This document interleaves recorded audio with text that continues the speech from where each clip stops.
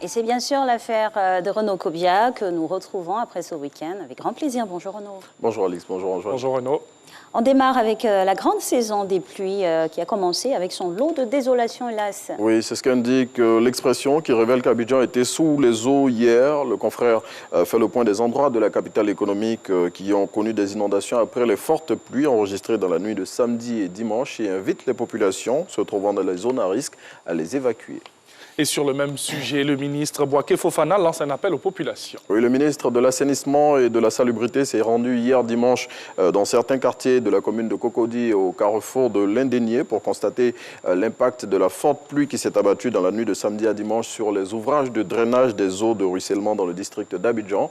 À cette occasion, l'intelligent d'Abidjan note que le ministre Bouaké Fofana a invité les populations à adopter un comportement civique et responsable en évitant de construire dans les zones prévues pour les ouvrages d'assainissement. Et petite sortie maintenant à Escala, Accra, où les dirigeants de la CEDEAO étaient réunis ce week-end. Oui, à cette occasion, le président de la République, Alassane Ouattara, et ses homologues ont décidé de faire bloc contre le terrorisme, selon l'expression.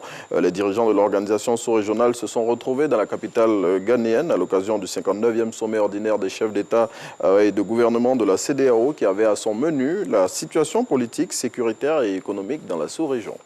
Et on revient chez nous en Côte d'Ivoire. Donc, absence du gouvernement à l'arrivée de Laurent Gbagbo pour KKB. Eh bien, le plus important se trouve ailleurs. Oui, pour le ministre de la Réconciliation et de la Cohésion sociale, le gouvernement est engagé dans un processus de réconciliation et de cohésion sociale. Ainsi, son absence à l'accueil de l'ex-chef d'État n'enlève rien à ce processus qui est amorcé depuis un moment et dont l'un des fruits est justement le retour au pays de l'ex-président Laurent Gbagbo. Et selon Konan Kwadiro Bertin, qui est cité par l'Inter, après le retour au pays de l'ancien président, la reconstruction du tissu social, qui est la tâche la plus difficile, commence maintenant.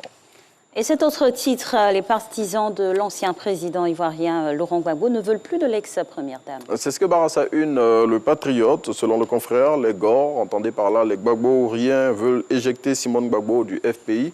En croire le confrère qui s'appuie sur les événements survenus à l'aéroport Félix Houphouët-Boigny le jeudi dernier à l'arrivée de l'ex-chef d'État. Après avoir eu les têtes d'Afi N'Guessan et de Pascal et de Mamadou Koulibaly, les Gor veulent désormais celle de la vice-présidente du Front populaire ivoirien.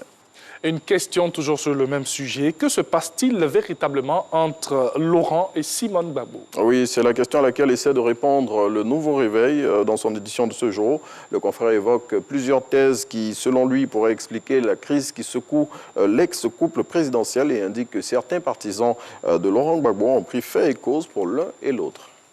Et nous dit-on, Laurent Gbagbo est redevenu catholique. Oui, c'est ce que barre à l'Inter. Selon le confrère, l'ex-chef d'État a pris part hier dimanche à une messe d'action de grâce à la cathédrale Saint-Paul du Plateau. À cette occasion, il a indiqué qu'il retournait à l'église catholique, lui qui, pendant de longues années, était un fervent chrétien évangélique.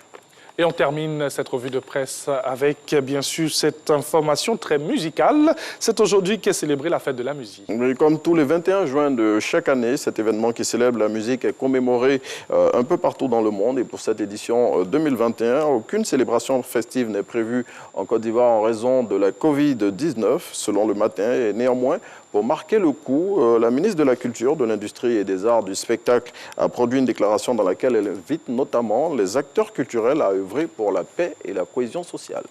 Merci infiniment, Renaud. Et merci, on se reverra demain, Dieu voulant. Merci, Renaud. Donc, merci.